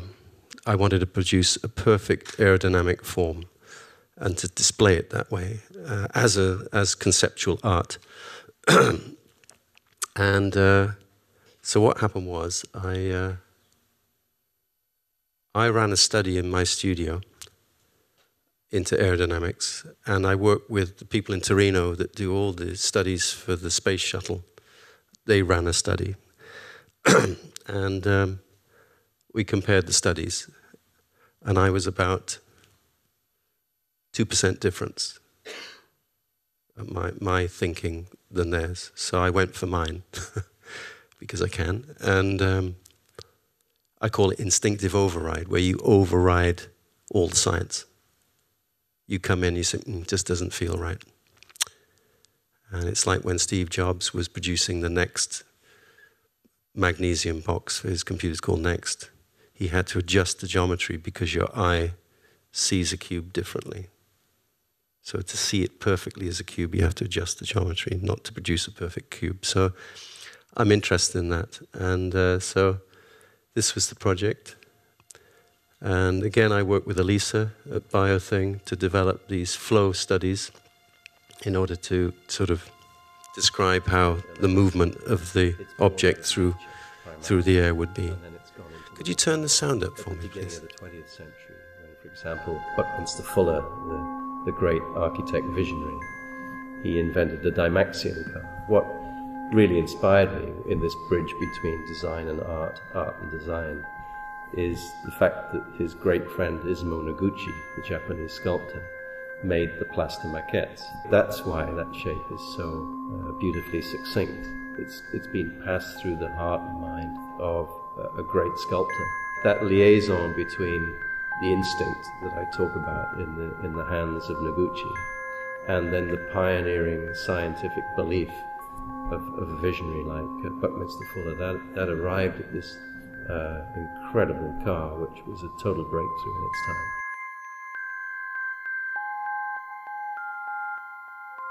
The concept of future primitives, because that in itself is a very interesting concept, and I'm sure if you're a designer, this is food for thought. It's taking the past and it's taking the future. Did you take the best of both worlds? How did you integrate it, this concept, into your work? You know, I look at the very, very deep past in order to be the deep future. Yeah. We worked with aerodynamicists who worked on the space shuttle aerodynamics, and what we realized is that they came up with a shape, and in parallel we were working on a shape. And when we arrived,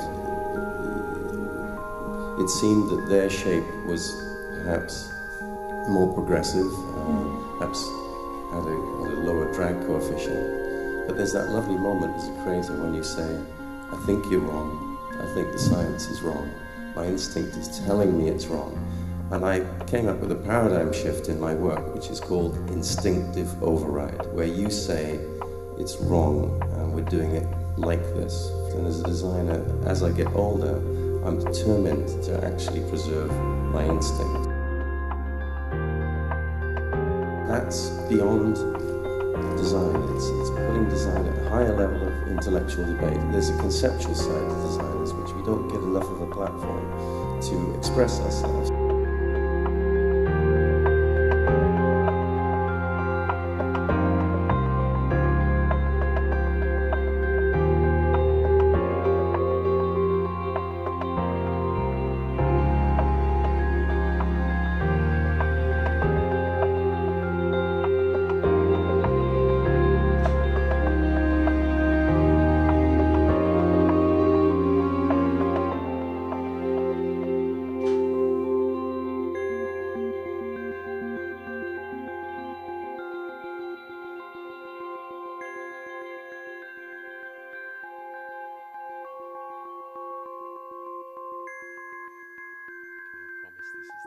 promise this is the last thing. I really do.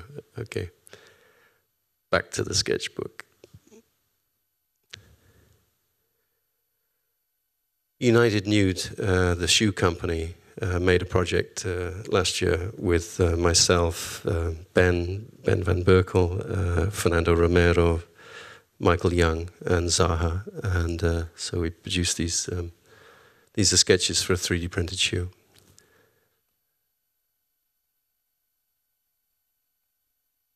Looking at gravitational geometries, and then developing this. And I work with Arturo Tedeschi, and Arturo's the #1 in the world with Grasshopper, based in Milan. So we scanned the foot, and we did it all the right way. We took it seriously, looking at how a form could gravitationally develop from the foot, like this. You know, intelligent design that works. So how you knit various structures together, how you can 3D print what's the smallest diameter that you can print and get enough resolution. And then you're getting closer. And then these are the final shoes.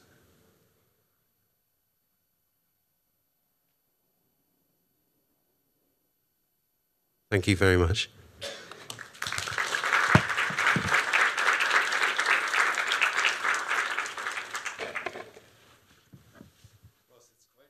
I know. Maybe if one or two people have some thoughts to share. I don't know if I could be around tomorrow too. Yeah, maybe that would be. I don't know if Andrew, based on your experience, it would be interesting if you have any observations or thoughts. I think it would be nice to hear from people some reflections. I don't want to take any time, but I don't know. Do you have any? Do you?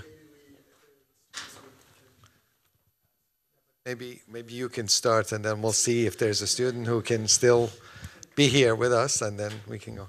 I mean, for me, one of the most revealing aspects of your method was this sort of like primacy of intuition in a certain way, which I thought was interesting, working through, obviously very detailed technical processes, and at the same time, your interest in maintaining a certain very strong connection with sort of the current state of the art. And I was curious, like in sort of like the structure of your studio, how do you craft a culture of that within the studio to ensure that you have the people and the sort of knowledge and the sort of like that you have what you need to make that happen? It's difficult. It's difficult because we have a different method, meaning, I know a number of, architect friends who align themselves with universities and teaching establishments. So they benefit from that extra human resource. That's what they do. I mean, Zaha, the Angewandte, was actually growing talent to join her studio. Well, I don't do that. I mean, I think I have to start doing that in some way because I can't have a studio that big. You can't have, in industrial design, you don't have big studios like that. I have a very small studio, so it's very hands-on, and I drive everything. But I realized that to go forward, that I was talking to Frank Gehry not so long ago about how he did the project in the Bois de Boulogne for Vuitton, and he said, "Oh, we had 400 people on that." I said, "Gosh," he said, "Yeah, but they were all from all over the world, and they coded in to us, and they shared information." And I'm just thinking that maybe the future is about obtaining a problem, might be a client, but might be a problem, and then forming a global network of like-minded people. So you don't have to have a big studio, but then you can push boundaries. Everybody can get credit, I don't care. But maybe the idea is more important than the designer, you understand me? Maybe that's the next step. I mean, it's good to know that we're on the right track because I actually built that system for Frank to bring those 400 people in. But anyway, Okay. The other thing that I thought was kind of interesting is that there is, I mean, obviously you have an interest in new technologies, but in fact your work with carbon fiber spans maybe like 10 or 15 years. And so it's something that actually is a very craftsman-like process of development. And I was a little bit curious when you work with those kinds of materials, the extent to which that sort of testing goes on in the context of the studio or in the context of your relationship with other fabricators, or what the sort of like division of labor of that is in a way. Well, you need an end game. So if a lot of these materials are quite rarefied because they take a long time, a lot of manual work, as you say, like companies like Carbotech in Salzburg and so on that built that staircase for me. But that staircase was about 3 million euros. Well, it doesn't go into everyday production very easily. So you only do put it in if it needs to be, because there's a cost penalty. So, if somebody can buy a suitcase at $100 or $50 that works, why should they care? It's more a philosophical point of view where you've got to lift the mindset of people to value lightness as opposed to an object. So I think that's what we should be talking about right now. So I mean, I understand the question about composites, but composites can be used. You can compose anything. If you get down to a nano level, you can compose anything. So if you take it as that, not as a textile that's got to be put into resin and that. So those are early days. But the idea of using fibers of different types, mixing silk with carbon or whatever, those kind of dialogues, material dialogue. I think that's so exciting. I don't know what would result from that. Maybe it would result in new species of objects. I mean, even the way we make vehicles. It can't make vehicles the way we used to make them. They will look different. So we have to accept the fact that they will look different. We're working at the moment on a composite module, an architectural module, which is pretty weird. But if it comes off, it's like a composite brick that could make quite large structures.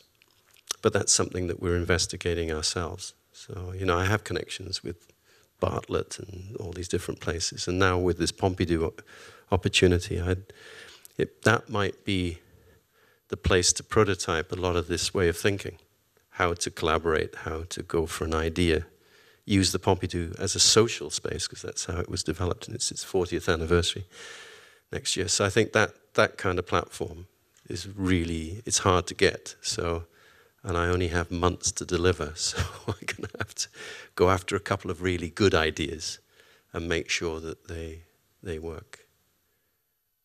So you're going to be getting a phone call, that's for sure. Maybe we go to a student first.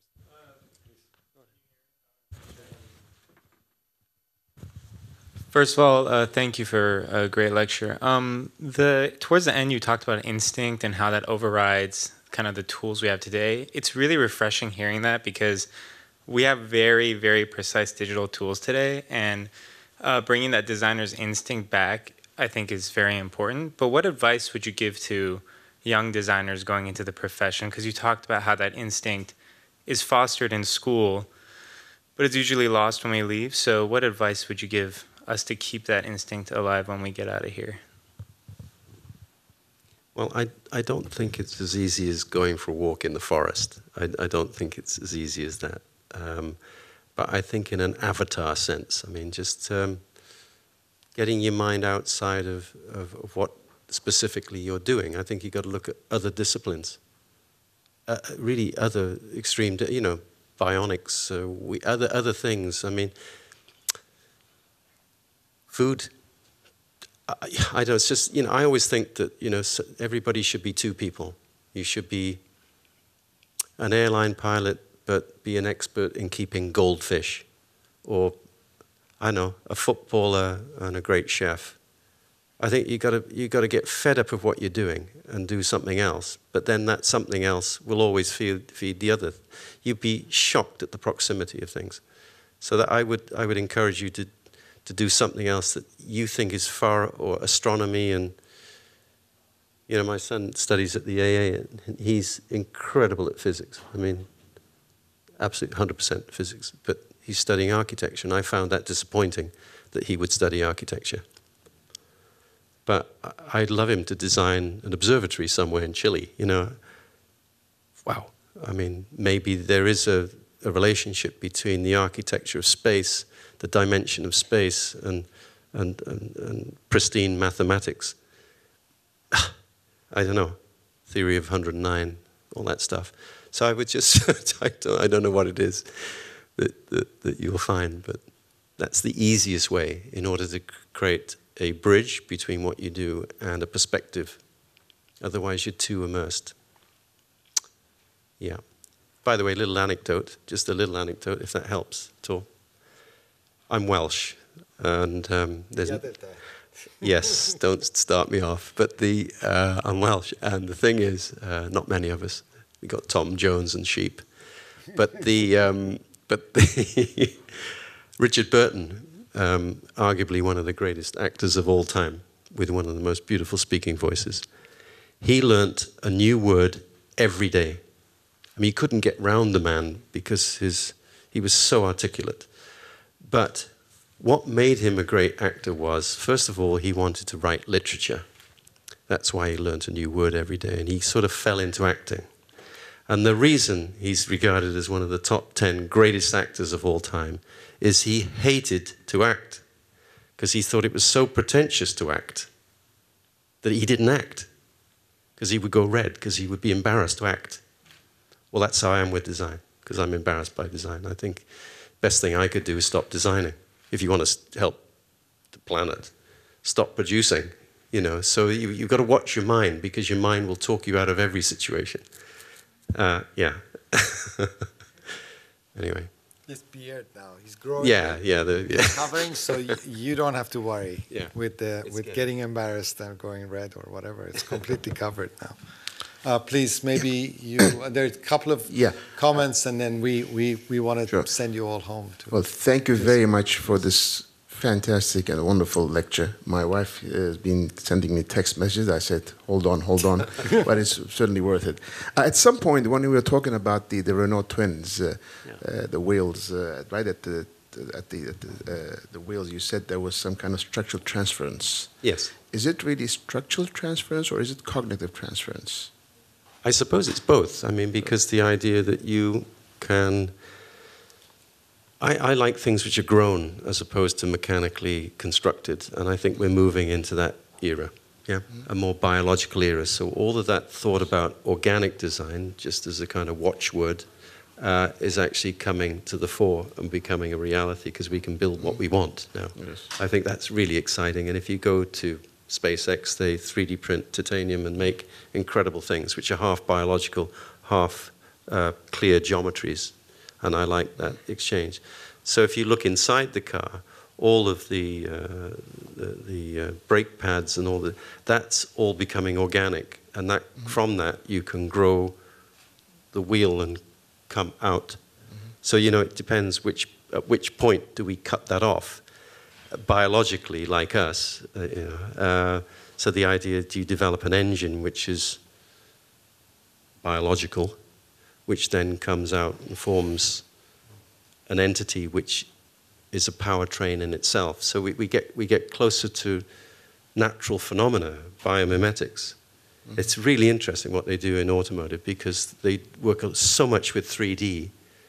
You know, a fuel tank, because it's liquid, can be as any shape it wants. So that's where we're going. But of course, car companies, companies quickly like Renault have no power because they don't sell enough. BMW, which produced the i3 and the i8, phenomenal vehicles, which put everything I'm talking to together, they can do it because they're so powerful that they can affect the supply chain. Whereas other companies, Ford and everybody, they cannot affect the supply chain because they're not profitable enough. A car is a 6% profit. So I think there needs to be a huge paradigm shift. That's why I think Tesla's great. They only sell 23,000 cars a year, and yet they're profitable. So how come companies that sell 1 million cars a year complain? Doesn't make sense to me. So if you want to push those boundaries, I think the startup mentality will push that big time. Thank you. Thank you. Thank you very much. You have the last word, and then, please. Okay. Yeah, please.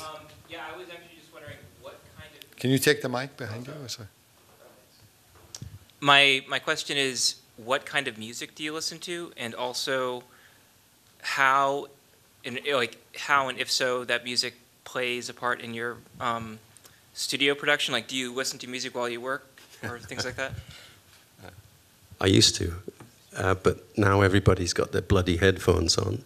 It's like a morgue. I mean, it's like a Sunday in my studio, and it's because my top guy, Andrea, he likes he's a control freak. When he travels, the music goes on, gets pumped up, you know, so he's got to be away for that to happen. But it's an interesting point you make, because I think it's also synergistic. A lot of the great musicians have come out of design schools, and it really moves you. Music, they said, oh, what music would you like to play? So I went for a bit of, not because I'm old, but Stevie Wonder's Superstition and all that. It's really funky. And David Bowie.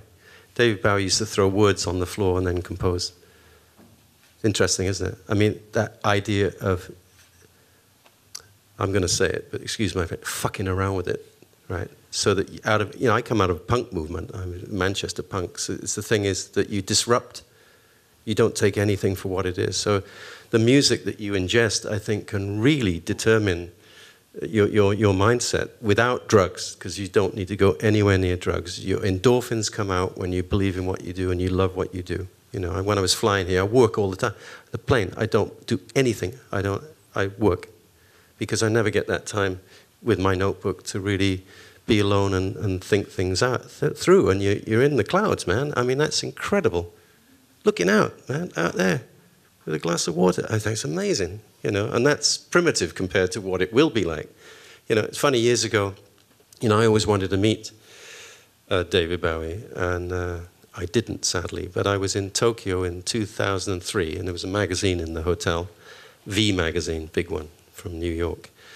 And David Bowie was the guest editor, and he was talking about Ettore Sottsass. And by the way, people like me and Newson and all the gang are here because of Ettore Sottsass, because he used to hang out with Hemingway, which sort of answers that gentleman's question about having a dialogue with another world. He was a great industrial designer. Why? Because he hated it. You know, he had his art, he had his other mindset, but he was a great industrial designer because he was really forthright when he created. So David Bowie writing about Ettore Sottsass, I mean, it's a great article, and talking about the Valentine typewriter, the red typewriter, which is you wouldn't use today, but is a collectible because it's an incredible object, actually designed with Perry King. Anyway, I was reading the article, and it was saying great things about Sottsass, and I nearly gave up, and right at the end it said, will the Starks and Lovegroves of this world please stand up and applaud? So I thought, wow, that's great. I'm reading about Bowie, who's talking about Sottsass, who I loved, and being sort of in that camp. So where you want to go with your own work, you know, you get into your own camp. It could be influenced by music, of course, or something else, you know. I think there's a lot of other great things that could come in to formulate who you are. But designers desperately need that other level of intellect. It's ridiculous what's going on. The design magazines, you can't read those things. Go and read New Scientist. Go and read other things. Go online. I mean, it's ridiculous. I think, without putting too much down, but if you really want to push them back, we are the poor relations. You know, there's the Kyoto Prize in Japan. They wouldn't let a designer near it because they think we're commercial. Artists are much more commercial than we are. We're not regarded, ever. It's always architects or a writer or a filmmaker, but we're not considered as cultured. Because they all died, actually. So, you know, we need some new people coming through who can put a, you know, Ernst Mayr, you know, next door. Go and look at the work of Ernst Mayr, evolutionary biologist, incredible. You've got to have some knowledge, and just don't be who you are. You know, I don't even know what I'm doing next. I haven't got a clue what's going on. Kind of make it up as you go along. But if you know, it's like food. You've got to put something in you to come out. So, but thanks for coming along. It was, thank you, Ross. Great, thank you. No, this was wonderful. Thank you. Thank you all for coming. I think it was a very special evening because I think just to witness the level of commitment that it takes to make these projects, and just also to really now understand the emotional, I mean, really genuinely sort of emotional attachment that you have to the work. I think it's truly inspiring, I think, for us, and hopefully it will help us along to kind of move to. Yeah. So if anybody wants to see me, I mean, through Anna, right? Yeah, let us know if you want to have time so we can set something up with Ross. Anyway, thank you again very much. Thanks. Can I steal these?